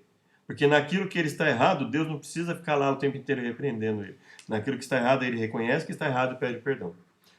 E no restante, ele busca obedecer da melhor forma e lutar contra o pecado. E aí ele fala, né, da mensagem, temam a Deus e glorifiquem-no, pois chegou a hora do seu juízo. Adore aquele que fez os céus, a terra, o mar e a fonte das águas. E se você ler Apocalipse, você vai ver claramente que a adoração implica em obediência. E aí ele fala, caiu a grande Babilônia que fez todas as nações beberem do vinho da ira, da fúria da sua prostituição. E aí você olhando o contexto de Apocalipse, não só o contexto de Apocalipse, mas o contexto da Bíblia em geral, você vai ver que isso significa desobediência voluntária. Ridicularização da vontade da palavra de Deus. Aí, Timóteo, né, carta de Paulo a Timóteo, que Deus que nos salvou e nos chamou com uma santa vocação, não em virtude das nossas obras, mas por causa da própria determinação e graça. Então Deus nos chama não pelas obras que nós fizemos, mas pela sua graça. Isso significa que uma vez chamados nós não precisamos obedecer? Pelo contrário, justamente porque nós não tínhamos nada e nunca teremos nada para oferecer em troca a Deus, em troca no sentido de exigir dele a salvação, é que nós temos que buscar obedecer, porque ele, pela sua misericórdia, pela sua misericórdia, Deus nos concede a chance de nos salvar e de vencer o pecado lutando contra ele constantemente. Vencer aquele pecado deliberado na nossa vida e lutarmos cada vez mais contra o pecado de forma a buscarmos uma obediência cada vez com uma qualidade cada vez maior. Paulo, servo de Deus, é apóstolo de Jesus Cristo para levar os eleitos de Deus à fé e ao conhecimento da verdade que conduz à piedade, fé e conhecimento que se fundamentam na esperança da vida eterna, a qual Deus não mente, né? Sexta-feira, estudo adicional. O inimigo de Cristo, que se rebelou contra a lei de Deus no céu, tem como um general habilidoso e treinado, trabalhado para quê? Com todas as suas forças, trazendo um artifício após outro, cheio de engano, para anular a lei de Deus. O único verdadeiro detector do pecado. O padrão da justiça. Qual é o padrão da justiça de Deus? É a sua lei. E qual é o padrão de salvação de Deus? A sua misericórdia, porque o ser humano não conseguiu cumprir a lei e não conseguiu atingir o padrão de justiça que Deus estabeleceu. Isso é a graça, irmão, que Satanás está deturpando e dizendo para as pessoas que a graça é um substituto da lei e que aqueles que buscam servir a Deus são legalistas e por aí afora. O que Deus que nos deu a graça nos pede? Eu coloquei aqui entre aspas porque Deus não pede para aquele que quer se manter na salvação concedida por Deus. Não é um pedido, é uma exigência, porque Deus não tolera o pecado deliberado. De tudo o que se tem ouvido, a finalidade, o fim é: teme a Deus e guarda os seus mandamentos, pois isso é o dever de todo homem. Todo o homem. Temer a Deus e guardar os seus mandamentos é o dever de todo homem. Porque Deus há de trazer a juízo toda a obra, até tudo que esteja encoberto, quer seja bom, quer seja mal. Perguntas para consideração. Como guardar os 10 mandamentos, incluindo o quarto, e evitar o legalismo? Primeiro, irmão, você tem que definir na sua mente o que é legalismo. Qual é a diferença entre obediência estrita, inabalável e legalismo? Você pode até dar, legalismo tem a ver com orgulho, se querer ser superior aos outros, mas é preciso ter uma posição objetiva. Porque muita gente acha que uma pessoa mostrar o que é errado e falar, olha, nós temos que abandonar isso, e isso é se sentir superior.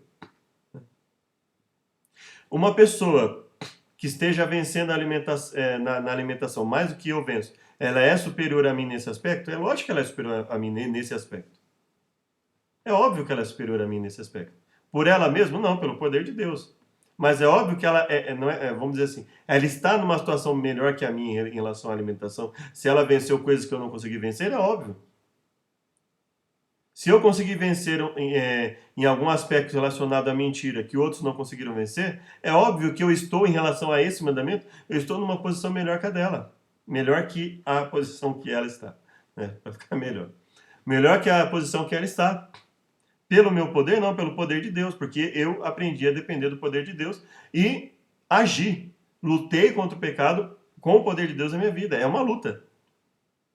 Tanto que a Bíblia fala de uma armadura. Por que de uma armadura se nós não temos que lutar? Se a nossa atitude é passiva? Então, esse tipo de pergunta é complicado porque a maioria das pessoas ela sequer consegue definir o que seria o legalismo. Né? Dificilmente algum cristão ele tenha em mente ganhar o céu pela obediência. O que a maioria dos cristãos tem é que ele sabe da necessidade da obediência, que a obediência é uma exigência, não é apenas um pedido de Deus, e que não há graça no pecado deliberado. E isso muitas vezes é chamado de legalismo. Agora, legalismo é uma palavra que infelizmente ficou muito vaga na mente das pessoas. A própria lição, num dos seus comentários, ela diz assim, o que observa a lei é muitas vezes acusado de ser legalista sem alma nem inteligência, discípulo de uma religião retrógrada. Essa acusação é injusta. Finalmente, alguém resolveu falar, né? A lei, conforme compreendida em Israel, implica, ao contrário, uma luz que ajuda na caminhada espiritual e promove o progresso. O salmista compara a lei à lâmpada para os pés e luz para o caminho. Então, enfatizar a necessidade da obediência, repreender, como o próprio Jesus determinou que deve ser repreendido uma pessoa que esteja em erro, não só por uma pessoa, mas se necessário por mais 2 ou 3 juntos com ela, e até pela própria igreja, isso não é legalismo. Dizer que uma pessoa precisa mudar a alimentação não é legalismo. Dizer que ela precisa mudar a vestimenta não é legalismo. Buscar fazer a vontade de Deus em tudo que ele determina não é legalismo. O próprio Deus disse isso. A não ser que a pessoa queira questionar o próprio Deus, que o próprio Deus disse. Ou então seguir aquilo que eu falo, que é o paulinismo, que é colocar Paulo como se Paulo fosse o mestre e Jesus e todos os outros que escreveram a Bíblia fossem discípulos dele. Né? Isso aí não é cristianismo. Aí é paulinismo. Né? Aí, ao invés de submeter o que Paulo fala ao que todo o restante da Bíblia, submete-se toda a Bíblia ao que Paulo diz, sem uma análise mais criteriosa. Então, legalismo é assim, existe muitas vezes aquele cristão que age de forma arrogante? Existe. Mas aí nós temos que definir de forma objetiva o que é arrogância. Uma pessoa repreender uma pessoa que está em erro é arrogância? Então Jesus foi arrogante, porque ele que mandou fazer isso. Em determinadas situações, repreender, inclusive em público, é ser arrogante? Então Jesus foi arrogante, ele repreendeu Pedro. Paulo foi arrogante, ele repreendeu a Pedro em público. E assim sucessivamente. Né?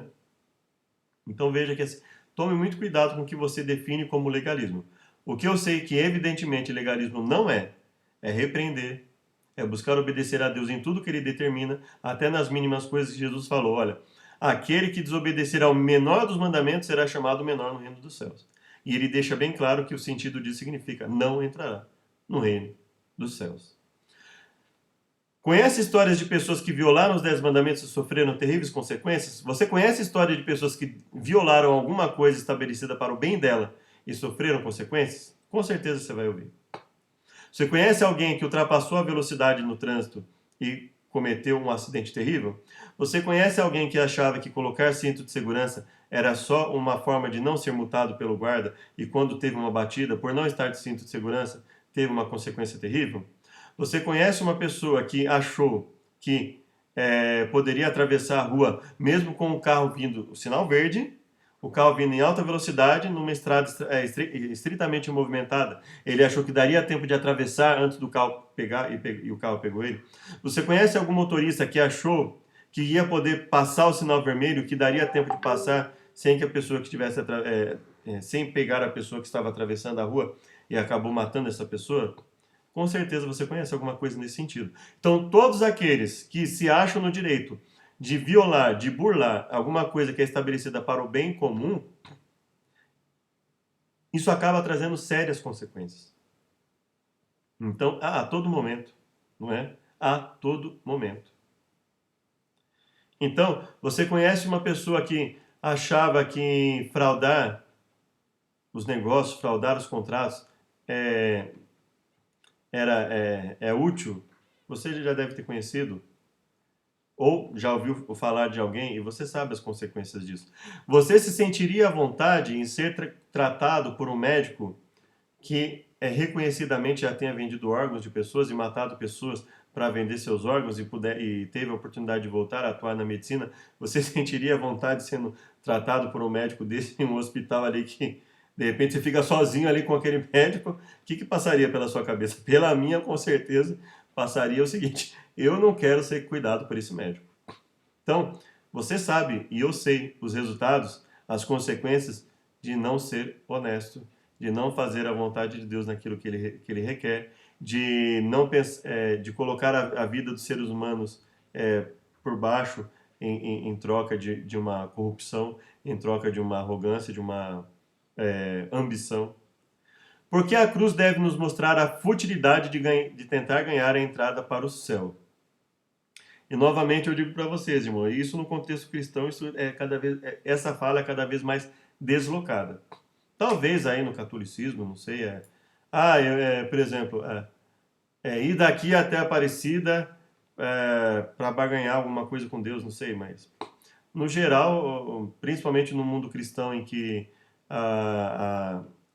as atitudes de Deus. Muitas vezes a pessoa, se não estiver dizendo lá claramente para ela, expressamente na Bíblia, você não pode fumar. Ela fala que ela vai fumar. Porque não tem escrito lá, você não vai poder usar o cigarro.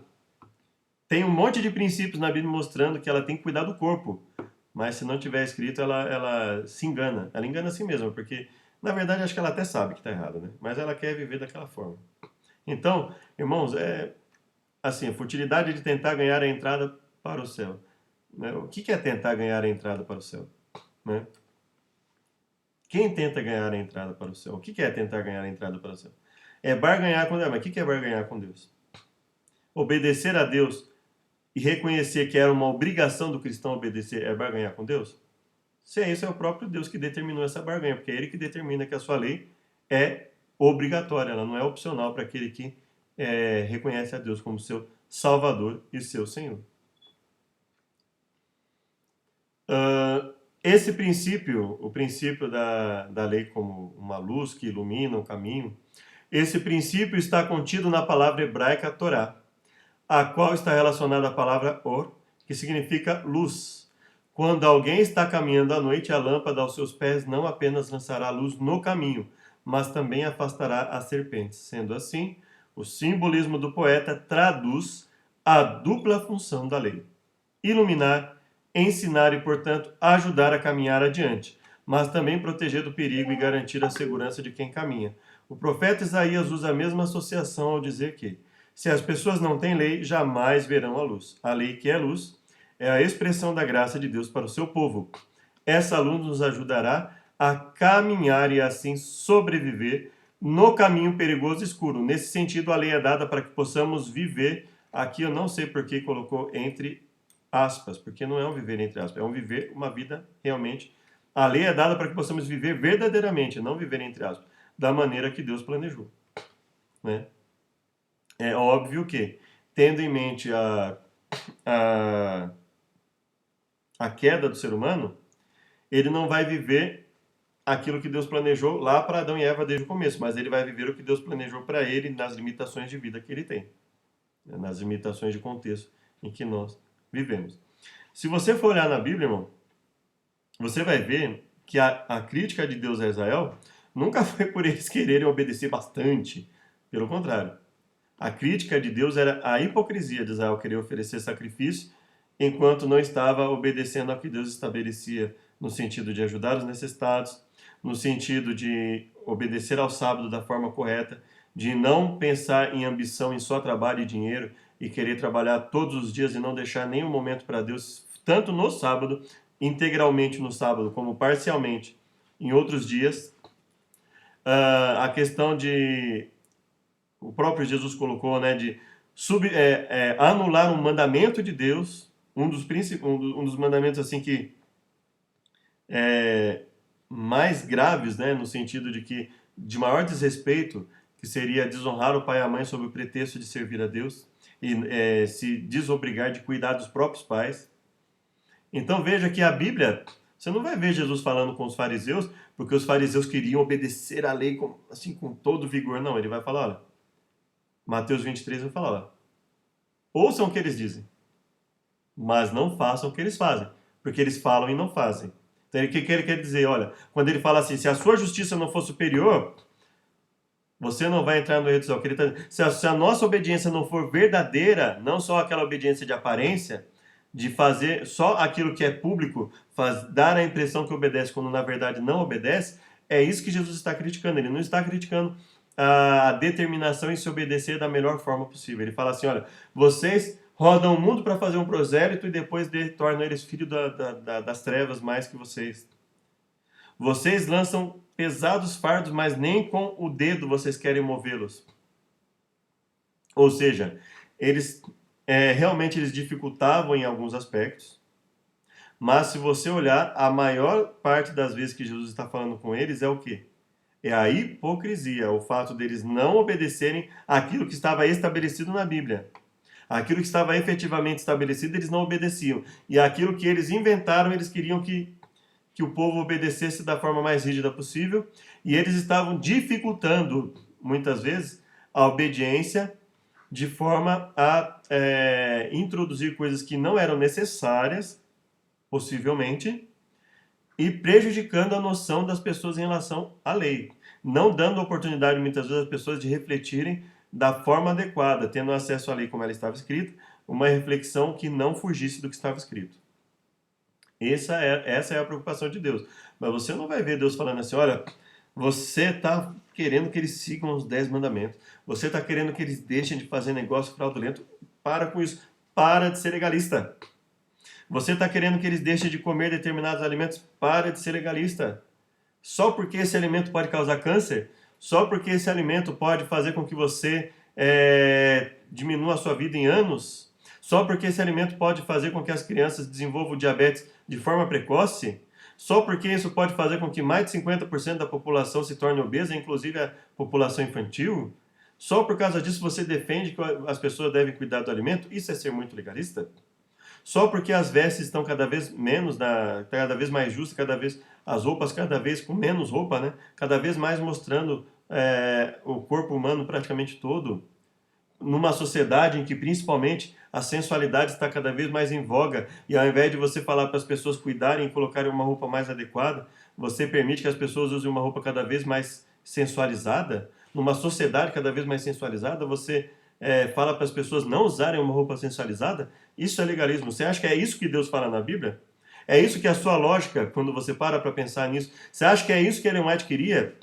Porque assim, as pessoas muitas vezes elas argumentam o seguinte: olha, mas quando a Ellen White falou, por exemplo, da bicicleta, a bicicleta era muito caro, era algo de luxo, e hoje ela é algo popular. E aí esse raciocínio ele parte do pressuposto que foi dado um mandamento, foi dada uma orientação a respeito de algo, mas a situação mudou para melhor. Então não há necessidade de se preocupar com esse mandamento no aspecto em que ele mudou para melhor. Ou seja, aquelas bicicletas que continuam sendo o cúmulo de caras, não tem por que você comprar. Mas aquela bicicleta que pode te fazer bem e é um preço extremamente acessível, isso já não se enquadra na orientação de Ellen White. Agora, se você for parar para pensar na roupa, o que mudou para melhor? A sociedade mudou para melhor? Não, a sociedade está cada vez mais sensualizada. Sensualidade cada vez mais precoce. As músicas refletem isso, os filmes, as séries, a palavra do dia a dia, o relacionamento entre as pessoas, cada vez mais reflete uma sensualidade precoce. E aí é legalista aquele que fala para usar uma roupa adequada, uma roupa que não sensualize, tanto para o homem quanto para a mulher. Uma roupa que valorize o seu corpo, que deixe o seu corpo à mostra efetivamente para o seu marido, para a sua esposa. É isso que esses que são chamados legalistas são taxados. E aqueles, muitas vezes, que se colocam como não legalistas, muitas vezes eles têm uma visão distorcida da graça de Deus, não bíblica muitas vezes, em que a Bíblia deixa claro que não existe graça para aquele que esteja em pecado deliberado. E eu vou fazer questão de finalizar com você em Hebreus, capítulo 10, versos 26 a 31.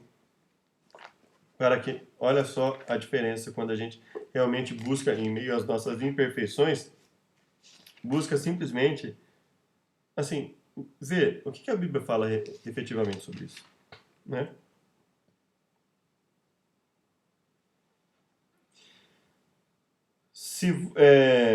Se voluntariamente continuarmos no pecado, depois de termos recebido o pleno conhecimento da verdade, já não resta mais sacrifício pelos pecados, mas certa expectação horrível de juízo e ardor de fogo que há de devorar os adversários. Já não resta mais sacrifício pelos pecados, ou seja, não resta graça para essa pessoa enquanto ela estiver nessa circunstância. Mas certa expectação horrível de juízo e ardor de fogo que há de devorar os adversários. Todo aquele que quebrava a lei de Moisés morria sem misericórdia, só pela palavra de 2 ou 3 testemunhas. De quanto maior castigo cuidais vós, será julgado merecedor aquele que pisar o Filho de Deus e tiver por profano o sangue da aliança, com o qual foi santificado, e ultrajar o Espírito da graça, pois conhecemos aquele que disse: minha é a vingança, eu retribuirei, e outra vez, o Senhor julgará o seu povo. Horrenda coisa é cair nas mãos do Deus vivo. Apenas mais alguns versinhos, mas já estamos terminando. Lembrai-vos, porém, dos dias passados, em que, depois de serdes iluminados, suportaste grande combate de aflições. Às vezes, fostes expostos como em espetáculo, tanto de opróbrios quanto de tribulações. Às vezes nos tornastes coparticipantes com os que desse modo foram tratados. Não somente vos compadecestes dos que estavam nas prisões, mas também com gozo aceitastes o espólio dos vossos bens, sabendo que tendes possessão superior e permanente. Portanto, não lanceis fora a vossa confiança, que tem uma grande recompensa. necessitais de perseverança para que, depois de haverdes feito a vontade de Deus, alcanceis a promessa. Que Deus nos abençoe a todos, espero que tenha sido útil, que Deus possa falar melhor ao nosso coração, que possamos entender o contexto de lei e graça. Eu acredito que no seu estudo aí da lição, principalmente se você tiver o comentário bíblico durante a semana, você vai refletir, você vai buscar contextualizar da melhor forma possível, tanto que Ellen White diz, como principalmente o que a própria Bíblia diz a respeito do contexto de lei e graça. Seja muito bem-vindo, seja muito bem-vinda. Um bom dia, boa tarde, boa noite. Até o próximo estudo. Gostaria de te convidar para mais uma oração. Obrigado, Deus, por tudo que o Senhor tem nos concedido até agora.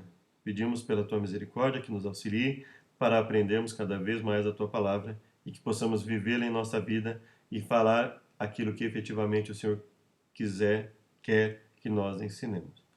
Em nome de Jesus, nos perdoe, nos purifique, aperfeiçoe as minhas falhas como explanador na mente de cada um através do Espírito Santo. Eu imploro, com perdão por nossas falhas e pecados, é o que peço e desde já agradeço. Em nome de Jesus. Amém.